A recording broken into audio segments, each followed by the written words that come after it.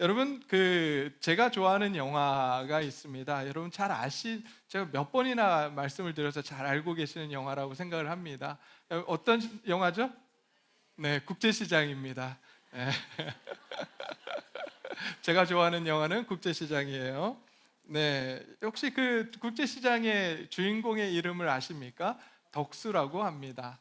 덕수라고 하는 이 주인공은 이 주인공을 통해서 여러 가지 이야기들을 담아내고 있는데요. 우리 한국의 역사를 담기도 하고 또 인간의 어떤 숨겨져 있는 인생에 숨겨져 있는 이야기들을 또 하나씩 이야기하기도 합니다. 그 중에 하나가 뭐냐면 덕수는 가족들이 쉽게 이야기할 수 없는 행동을 많이 해요. 그러면서 그 중에 하나가 무엇이냐면 가장 오래된 가게인 꽃분이네라고 하는 가게, 이름이 너무 멋지죠. 꽃분이네. 요즘은 전혀 쓰지 않는 그러한 이름으로 꽃분이네라고 하는 그 이름을 갖고 있는 그 가게를 처분하지 못하고 그 가게의 이름을 바꾸는 것조차도 허용하지 않습니다. 도대체 가족들은 그런 덕수를 보며 답답해합니다. 왜 저렇게 낡은 가게를 고집하고 있을까? 또 시대가 바뀌었는데 이름 하나 바꾸지 못하는 것일까? 왜 혼자 모든 짐을 지려고 하는 것일까라고 생각을 합니다. 겉으로 보면 덕수는 고집이 세고 변할 줄 모르고 또 자기 생각만 주장하는 사람처럼 보입니다. 그러나 그의 삶을 알게 되면 그 행동을 조금씩 이해하게 됩니다. 특별히 꽃분인에 관한 내용을 보게 되면 한국 전쟁 당시에 피난길에 올랐던 독수는 아버지와 헤어지게 됩니다. 그러면서 아버지가 가족을 부탁합니다. 이제 너가 이 가정의 가장이야 라고 하면서 가족을 부탁을 합니다. 이 가족을 잘 보살펴 달라고 부탁을 합니다. 그러면서 마지막으로 부탁했던 것이 무엇이냐면 이야기했던 것이 무엇이냐면 내가 꽃분인의 가게로 찾아가겠다는 이야기를 합니다. 그곳에 그 가게 이름을 계속해서 알려주면서 꽃분이네 가게에 내가 찾아갈 거야 라는 이야기를 합니다. 그래서 주인공 덕수는 꽃분이의 가게는 사실 그냥 가게가 아니었어요. 아버지를 기다리는 기다림이었습니다. 혹시나 아버지가 찾아오는데 그 가게가 없어져서 우리를 찾아오지는 못할까?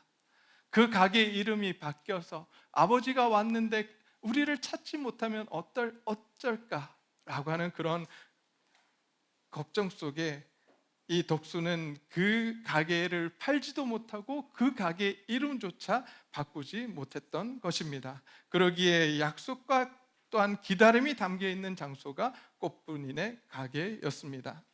그러기에 이름을 바꾸지 않고 가게를 팔지 않은 것은 그냥 고집이 아니었어요. 그것은 아버지와 약속이 있었기 때문이었습니다. 이렇게 사람은 누구나 다른 사람이 알지 못하는 이야기들을 가지고 있습니다. 밝게 웃고 있지만 이 자리에 오신 우리 성도님들 이렇게 밝은 모습으로 이 자리에 오셨지만 내면 속에는 아무도 모르는 상처를 품고 있는 분들이 있습니다. 또 강한 척하지만 속으로는 두려움에 떨고 있는 사람도 있습니다. 고집스러워 보이지만 과거의 아픔 때문에 자기를 지키려고 하는 사람도 있습니다. 믿음이 없는 것처럼 보이지만 마음속으로는 하나님을 간절히 찾고 있는 사람도 있습니다. 어쩌면 오늘 본문 속에 나오는 나다나엘도 겉으로 보면 편견에 사로잡힌 그러한 사람이었습니다. 그래서 그는 빌립이 나사렛 예수님을 소개하자 뭐라고 그랬어요? 지난주에 우리가 봤죠? 나사렛에서 무슨 선한 것이 알 수 있느냐라고 하면서 그런 편견을 가지고 있었던 그러한 사람이었습니다. 이 말만 보면 나다나엘은 교만하고 냉소적인 사람입니다. 그러나 예수님은 그의 말 한마디로 그를 판단하지 않으셨습니다. 오히려 예수님은 나다나엘이 가까이 오는 것을 보시며 이렇게 말씀하십니다. 보라, 이는 참으로 이스라엘 사람이라. 그 속에 간사한 것이 없도다라고 말씀하셨습니다. 예수님께서는 나다나엘의 그 말 한마디로 그 사람을 평가하는 것이 아니라 그 사람 깊숙이 담겨져 있는 그의 마음을 봐주시는 분이셨습니다. 사람은 우리의 겉모습을 봅니다. 사람들은 우리 한 말과 행동을 보고 판단합니다. 그러나 예수님은 행동 뒤에 숨겨져 있는 우리의 인생의 이야기를 봐주십니다. 사람들에게 말하지 못한 상처, 또 아무에게도 보이지 못한 눈물을 아시는 분이 바로 예수님이십니다. 오늘 말씀을 통해서 이제 우리는 우리 중심을 아시는 예수님을 만나시기를 주의 이름으로 축원드립니다. 그 어느 누구에게도 말하지 못했던 나의 상처, 나의 아픔, 나의 기도, 이 모든 것들을 주님 앞에 내려놓고 주님을 만나고, 그래서 나다나엘처럼 우리 예수님을 나의 구세주로, 나의 주님으로 고백하는 귀한 시간이 되시기를 주님의 이름으로 축원드립니다. 자, 그렇다면 도대체 예수님은 나다나엘을 어떻게 대하셨을까요? 47절부터 한번 살펴보도록 하겠습니다. 47절 말씀입니다. 예수께서 나다나엘이 자기에 오는 것을 보시고 그를 가리켜 이르시되, 보라, 이는 참으로 이스라엘 사람이라, 그 속에 간사한 것이 없도다라고 말씀을 하십니다. 예수님은 나다나엘이 오는 것을 먼저 보셨습니다. 지난주에 우리가 예수님께서 빌립을 먼저 찾아가셨죠. 먼저 찾아가셨습니다. 그것처럼 오늘도 이 말씀을 보면 뭐라고 말씀하시냐면, 예수께서 나다나엘이 자기에게 오는 것을 보시고라고 되어 있습니다. 먼저 보셨습니다. 그리고 이제 나다나엘에게 말씀을 하십니다. 예수님은 우리에게 먼저 찾아오시는 분이십니다. 그리고 찾아오실 뿐만 아니라 우리의 모든 것을 아시는 분이 바로 예수님이십니다. 여러분, 그 예수님을 믿으십니까? 먼저 찾아오시는 분, 먼저 손을 내밀어 우리의 손을 잡아주시는 분, 먼저 우리를 안아주시는 분, 그분이 바로 예수님이십니다. 사람들은 모릅니다. 우리를 잘 모릅니다. 그러나 예수님은 우리를 너무 잘 알고 계십니다. 우리의 지나온 삶, 사람들에게 말하지 못한 아픔, 마음속에 가지고 있는 두려움과 질문들을 아십니다. 그러기에 이제 오늘 그 예수님을 깊이 만나고 돌아가는 귀한 시간이 되기를 주님의 이름으로 축원드립니다. 그러면서 예수님께서 나다나엘을 보시고 뭐라고 말씀하십니까? 뭐라고 말씀하셨죠? 그를 가리켜 이는 참으로 어떤 사람이라? 이스라엘 사람이다 라고 말씀을 하십니다. 여기서 이스라엘 사람이라고 하는 건 그냥 유대인의 혈통을 가졌다라는 이야기가 아닙니다.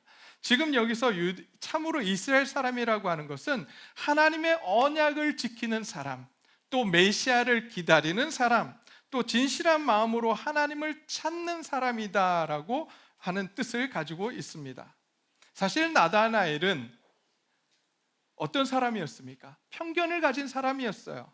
나사렛에서 무슨 선한 것이 날 수 있느냐라고 그런 이야기를 했습니다. 그러자 빌립이 이렇게 이야기했습니다. 와 보라. 그랬더니 나다나엘이 어떻게 했을까요? 나다나엘이 어떻게 했을까요? 여러분, 저 같으면 나사렛 예수라고 했을 때 나사렛에서 선한 것이 날 수 없는데 무슨 나사렛 예수가 구세주냐 메시아냐라고 하면서 안 갔을 것 같아요. 제가 고집이 좀 세거든요. 웃는 분들은 저를 너무나 잘 아시는 분들이죠. 안 갔을 것 같아요.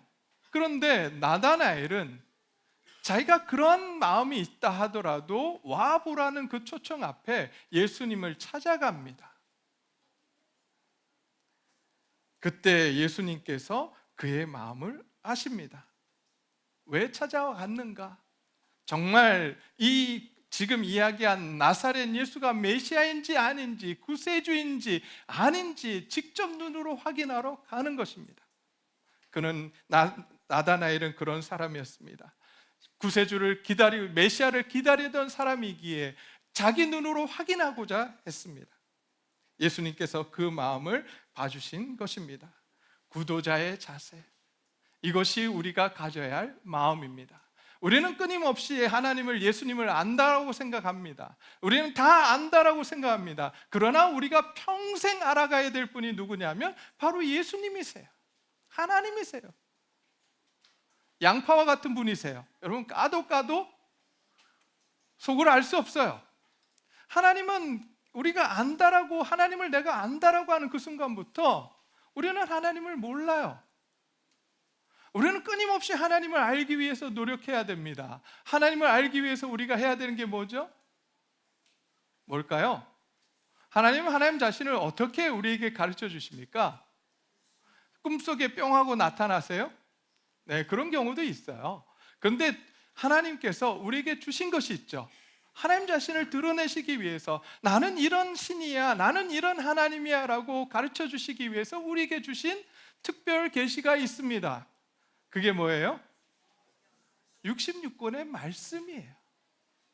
그래서 우리가 예수 그리스도를 믿은 그 순간부터 우리가 주님 앞에 가는 그날까지, 하나님 나라에 가는 그날까지, 천국에 가는 그날까지 우리가 해야 될 것은 무엇이냐면 하나님을 알기 위해서 뭘 해야 돼요? 말씀을 읽어야 돼요. 하나님이 어떤 분이신지를 알아야 되고 예수님이 어떤 분이신지를 알아야 되고. 그래서 우리의 소원이 뭐예요?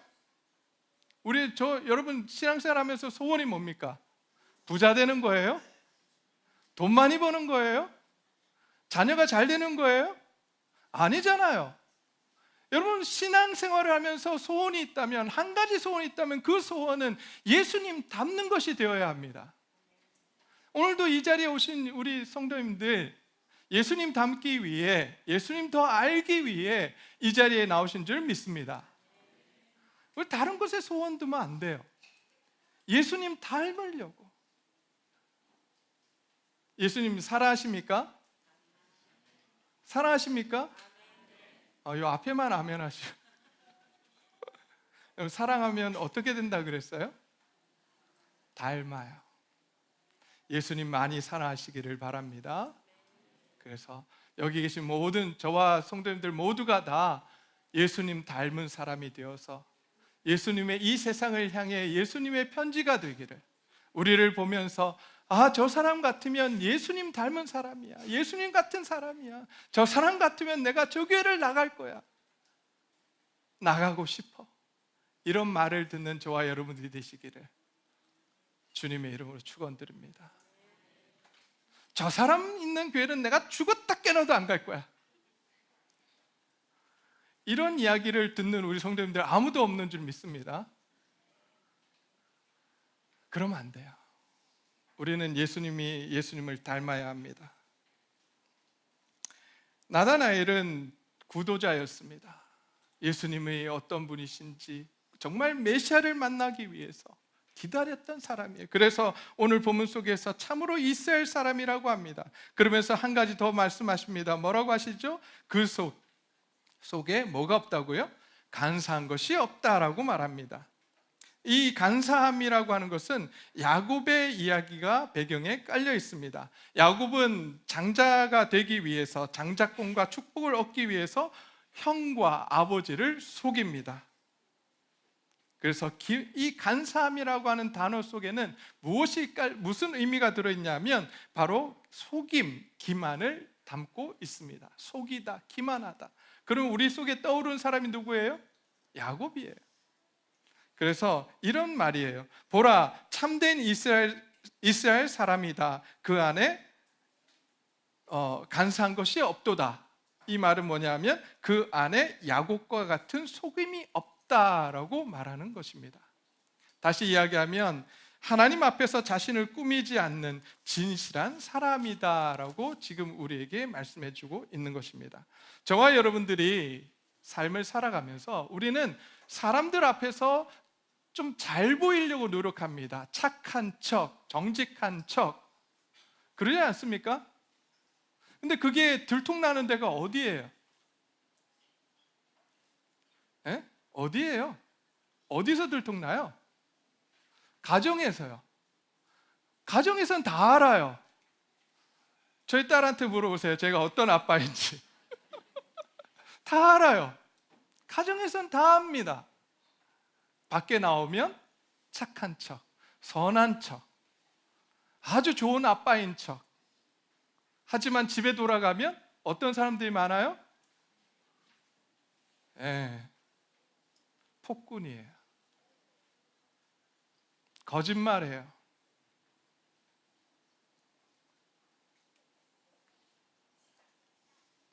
저희 교회 성도님들은 그런 분들 아무도 없는 줄 믿습니다. 죄송합니다. 제가 말을 잘못했습니다. 저희 교회는 모두 다 정말 오늘 여기서 나온 예수님께서 말씀하신 것처럼 속임이 없는, 간사한 것이 없는 성도님들이 되시기 위해서 노력하는 분들인 줄 믿습니다. 네. 더 이상 우리가 믿음 좋은 척 하지 맙시다. 그리고 하나님 앞에, 예수님 앞에서 잘난 척 하지 말고 그냥 힘들면 힘든 대로, 아프면 아픈 대로 주님 앞에 나아가는 우리 성도님들이 되시기를 간절히 소원합니다. 그럼 그렇게 있는 모습 그대로 나아가면 예수님께서 우리를 어떻게 하실까요? 안아주세요. 안아주세요. 괜찮아. 많이 힘들었지. 그렇게 우리를 위로하시고 또 우리를 세워주시는 분이 우리 예수님이시고 우리 아버지 되신 하나님이십니다. 그분 앞에 나아가는, 그래서 우리의 모든 것들을 있는 그대로 내어드리는, 그래서 하나님께서 우리를 고치시는, 우리를 위로하시는 놀라운 역사가 오늘 이 시간 가운데 있기를 주님의 이름으로 축원드립니다.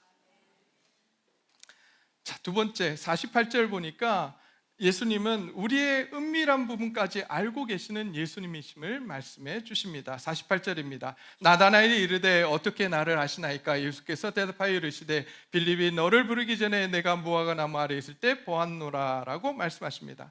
나다나엘이 놀랍니다. 예수님께서 말씀하셨잖아요. 저 사람은 보라 참으로 이스라엘 사람이라 속에 간사한 것이 없도다라고 이야기하니까 나다나엘이 깜짝 놀랍니다. 그러면서 이렇게 말합니다.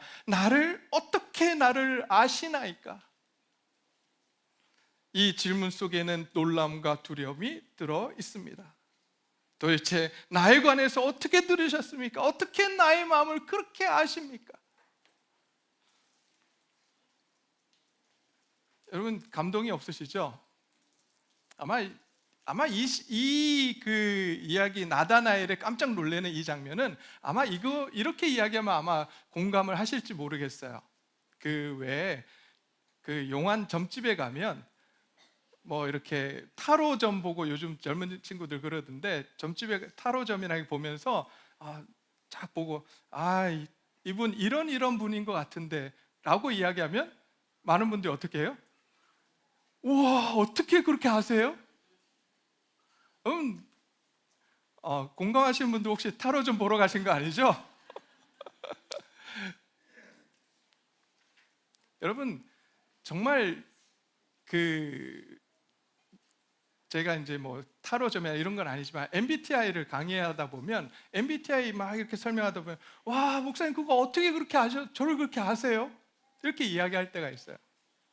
근데 여러분 그 용한 점쟁이보다, 타로점을 치는 사람보다 우리를 더 잘 아시는 분이 누굴까요?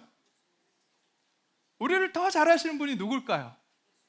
예수님이세요. 예수님이 우리의 삶 가운데 들어오셔서 우리의 마음을 읽어주실 때 우리는 여러분 그 점쟁이에 비교할 게 안 됩니다. 우리는 나다나엘처럼 깜짝 놀랄 수밖에 없어요. 어떻게 하나님 나를 그렇게 아십니까? 어떻게 내 마음을 그렇게 아십니까? 나의 아픔을, 나의 고통을, 나의 눈물을 하나님 어떻게 그렇게 아십니까? 우리를 이렇게 잘 아시는 그 예수님을 오늘 이 시간 만나시기를 바랍니다.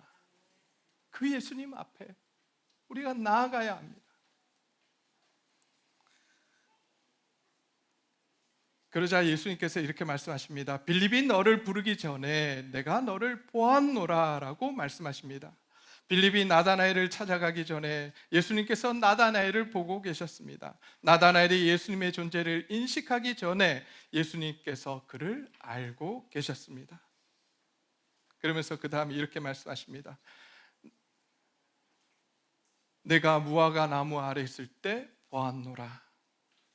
여러분, 무화과 나무 아래서 무엇을 했는지 성경은 이야기하지 않습니다. 그러나 그 당시 무화과 나무라고 하는 것이 어떤 의미를 갖고 있었냐면, 바로 무화과 나무는 넓은 그늘을 제공했기 때문에 사람들이 쉬거나 묵상하고 기도하는 장소로 널리 사용되었다라고 이야기합니다. 그래서 유대인 전통에서는 무화과 나무 아래가 율법을 연구하고 묵상하는 장소를 상징했다고 합니다.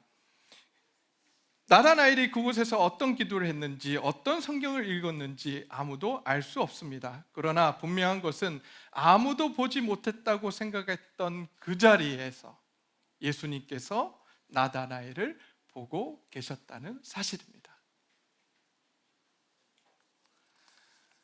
우리에게도 무화과 나무와 같은 장소들이 있습니다.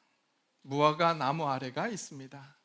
아무도 모르게 눈물을 흘린 자리, 가족에게 말하지 못했던 아픔을 품었던 자리, 오랫동안 응답되지 않았던 기도드린 자리, 믿음이 흔들리며 하나님께 질문했던 자리, 사람들에게 인정받지 못했지만 묵묵히 충성했던 자리. 여러분, 그 자리에 누가 계신다고요? 예수님이 함께 계십니다. 사람들은 모르지만,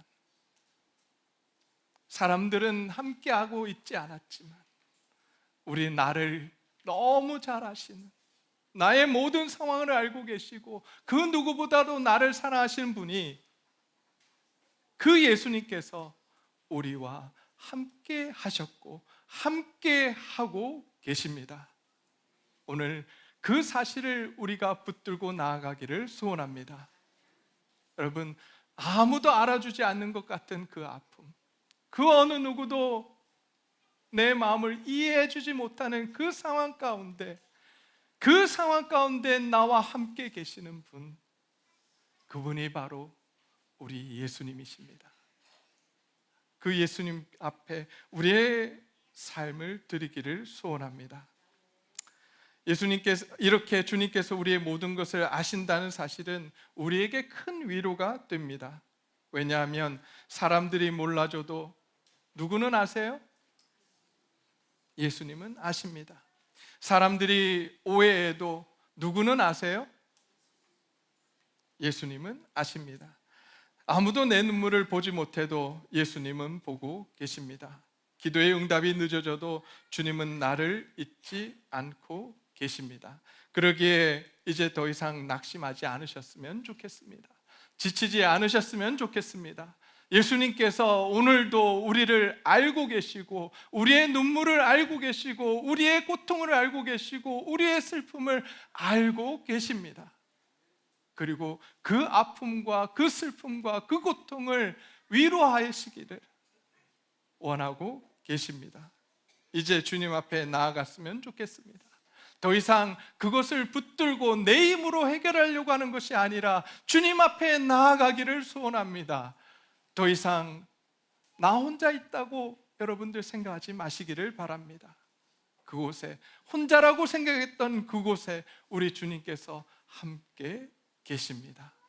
오늘 그 사실을 붙들고 힘차게 살아가기를, 주님 앞에 나와 주님 붙들고 살아가기를 주님의 이름으로 축원드립니다. 그렇게 예수님을 만난 나다나엘, 이제 그의 고백이 바뀝니다. 의심을 변화시키시는, 의심을 믿음으로 변화시키시는 예수님의 모습을 우리는 보게 됩니다. 49절과 50절 말씀입니다. 49절 말씀입니다. 나다나엘이 대답하되 라삐여, 당신은 하나님의 아들이시요 당신은 이스라엘의 임금이로소이다 라고 말씀을 합니다. 전에는 나사렛에서 무슨 선한 것이 날 수 있냐라고 말했습니다. 그런데 이제 나다나엘은 자신의 모든 것을 알고 계시는 예수님을 만나고 나서 그의 고백이 바뀝니다. 의심이 믿음으로 바뀌게 되었습니다. 이 변화는 나다나엘이 자신을 완전히 아시는 예수님을 만났을 때, 직접 만났을 때 이루어진 변화입니다. 사람의 마음을 변화시키는 분이 누구일까요? 여러분, 자녀의 마음을 변화시키는 분이 누구일까요? 남편의 마음을 변화시키는 분이 누구일까요? 아내의 마음을 변화시키는 분이 누구일까요? 누구라고요? 믿으십니까? 근데 왜 우리가 변화시키려고 하죠? 제가 그랬어요. 저희 아내를 변화시키려고 무진장 노력했습니다. 그러면 그럴수록 어떤 일이 일어날까요? 네, 결혼 생활 오래 하신 분들 아시죠? 네, 어떤 일이 일어나요? 네, 싸워요. 크게 싸워요. 근데 자녀를 변화시키려고 여러분 지난주 수요일 날 우리 김기현 목사님 말씀하셨잖아요. 내 자녀 변화시키려고 말하면 말할수록 그건 뭐가 돼요? 뭐가 된다고요? 잔소리가 돼요. 그럼 아이하고 어떻게 될까요? 싸워요. 관계가 깨져요. 여러분 어떻게 해야 될까요? 그때 뭐 하면 됩니까? 그 아이를 변화시킬 분이 누구예요? 내 남편을 변화시킬 분이 누구예요? 믿으십니까? 기도해야 돼요. 예수님 만나도록, 우리 아이가 예수님 만나도록 기도해야 되고, 내 아내가 예수님 만나도록 기도해야 되고, 내가 예수님 만나도록 기도해야 합니다. 예수님 만나면 변화돼요. 예수님 만나면 삶이 변화된다고요. 믿으십니까? 내 남편을 위해서 기도할 때 내 남편이 변화되기를 원하면, 내 자녀가 변화되기를 원하면 기도해야 합니다.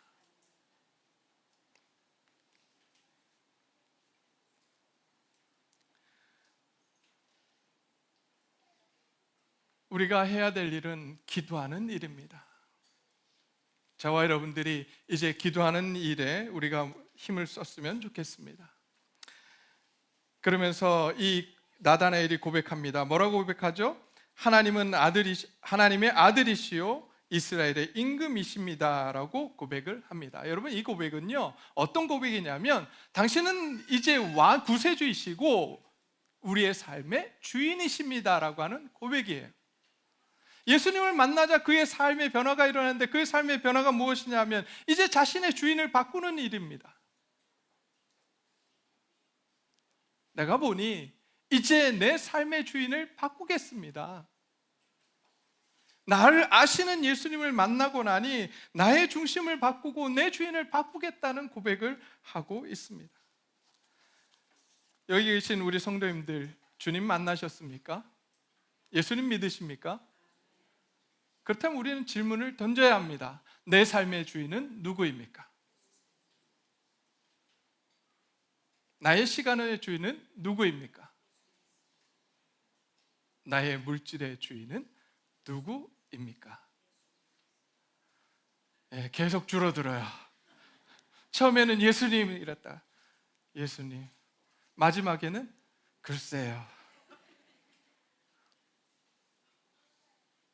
이제 우리가 다시 한번 예수님을 깊이 알아가기를 소원합니다.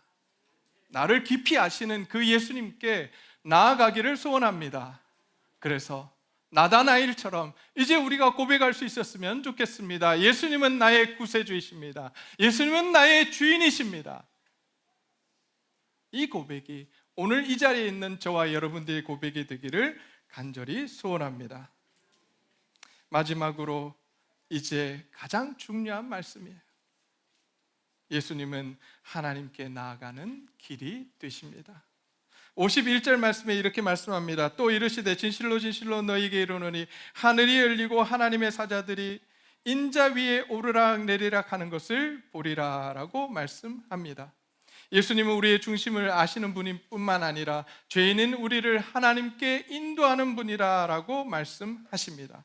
구원의 길인 것입니다. 오늘 이 예수님의 말씀은 창세기 28장에 나오는 말씀을 근거로 하고 있습니다. 야곱이 이제 꿈을 꾸게 됩니다. 야곱은 형 에서를 속이고 도망가다가 베델에서 돌베개를 베고 잠이 들었습니다. 그는 꿈속에서 땅에서부터 하늘까지 닿는 사닥다리를 봅니다. 하나님의 천사들이 그 위를 오르내렸습니다. 잠에서 깬 야곱이 말합니다. 이곳이여 얼마나 두려운 곳. 이것은 다름 아닌 하나님의 집이요 이는 하늘 문이로다라고 고백을 합니다. 그런데 예수님께서 천사들이 사닥다리 위가 아니라 인자 위에 오르내린다라고 말씀합니다. 여러분, 이 의미는 무엇이냐면 예수님 자신이 하늘과 땅을 연결하는 분이시다라고 말씀하는 것입니다. 예수님이 바로 참된 성전이 되시고 예수님이 만이 하늘 문이 되신다라고 말씀하시는 것입니다. 예수님이 하나님과 죄인 사이를 연결하는 유일한 중보자이심을 선포하시는 것입니다. 우리 인간은 죄를 지은 이후로부터 하나님 앞에 나아갈 수 없습니다. 하나님 앞에 나아갈 수 없어요. 더 이상 하나님의 영광에 이룰 수 없는 것이 우리의 모습입니다. 그런데 이 땅에 누가 오셨죠? 예수님께서 오셨습니다. 그리고 예수님께서 이 땅에 그 메울 수 없는 간격을, 이룰 수 없는 하나님의 영광에 이룰 수 있도록 자신의 생명을 내어 주셨습니다. 그래서 요한복음 14장 6절에서 이렇게 말씀하십니다. 내가 곧 길이요 진리요 생명이니 나로 말미암지 않고는 아버지께로 올 자가 없느니라. 여러분, 이 말씀 다 알고 계시죠? 이번 주에 암송여절입니다. 여러분, 다 같이 한번 해볼까요? 자, 시작. 예수께서 이르시되 내가 곧 길이요 진리요 생명이니 나로 말미암지 않고는 아버지께로 올 자가 없느니라. 다시 한번 합시다. 시작. 예수께서 이르시되 내가 곧 길이요 진리요 생명이니 나로 말미암지 않고는 아버지께로 올 자가 없느니라. 아멘. 예수님이 우리의 길이 되십니다. 예수님이 우리의 생명이 되십니다. 예수님이 우리의 진리가 되십니다. 이제 그 예수님 앞에 우리가 나아가기를 소원합니다. 예수님이 아니고서는 우리를 하나님께로 영원한 생명으로 이끌 수 있는 분이 없습니다. 근데 우리는 끊임없이 무엇을 찾고 있습니까? 돈을 많이 벌면, 내 자녀가 잘 되면 내가 행복해질 거라고 그렇게 생각하지 않습니까? 내 생명이 풍성해질 거라고. 오늘 말씀에서 그렇게 말씀하지 않습니다. 오늘 성경은 그렇게 우리에게 말씀하지 않습니다. 너희가 정말 풍성한 삶을 얻으려고 하거든 예수님께 나오라고 말씀하고 있습니다. 세상의 모든 것들을 다 내려놓고 오직 주님만 바라보라고 말씀합니다. 이제 저와 여러분들이 그 주님만을 바라보기를 소원합니다. 그 예수님을 믿고 따르는 자들이 되기를 간절히 소원합니다. 말씀을 마치고자 합니다. 여러분, 사람들은 우리의 겉모습만 봅니다. 그러나 주님은 우리의 중심을 보십니다. 사람들은 우리의 말만 듣지만 주님은 말하지 못한 우리의 아픔을 아십니다. 사람들은 우리의 현재만 보지만 주님은 우리를 변화시킬 미래까지 보십니다. 오늘도 주님께서 말씀하십니다. 내가 너를 보았다. 내가 너를 안다. 아무도 보지 않았던 눈물을 주님께서 보셨습니다. 아무도 몰랐던 수고를 주님께서 알고 계십니다. 사람들에게 말하지 못했던 그 기도를 주님께서 듣고 계십니다. 예수님께서 우리를 하나님께로 인도하기 위해 십자가의 길을 열어주셨습니다. 이제 더 이상 숨지 맙시다. 가식과 위선을 내려놓고 정직하게 있는 모습 그대로 주님 앞에 나아가기를 소원합니다. 주님, 제 마음을 아시니 저를 살펴주십시오. 제 안에 잘못된 생각과 편견을 고쳐주십시오. 저의 의심을 믿음으로 변화시켜 주십시오. 이제 예수님을 내 삶의 주인으로 모시겠습니다.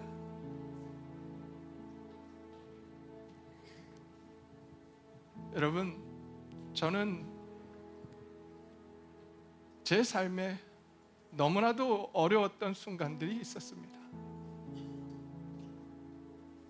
아이가 생기지 않아서 힘들었던 그 시간들, 겉으로 웃고 있었지만 왜 하나님 나만 이렇게 미워하십니까? 왜 나의 삶에 이런 아픔을 주십니까?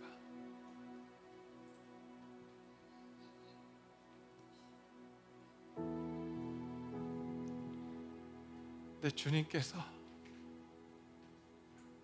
저를 만져주셨어요.